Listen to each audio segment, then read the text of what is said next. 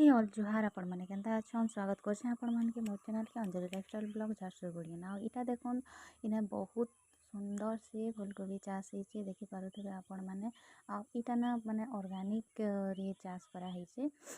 natural रे इटा करा जेनता आम केमिकल पेस्टिसाइड माने बहुत मात्रा रे स्प्रे करसुँ तो इठाने एते स्प्रे करा नहीं होई कम तार बैलेंस रखी करी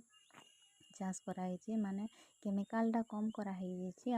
ऑर्गेनिक फर्टिलाइजरटा ये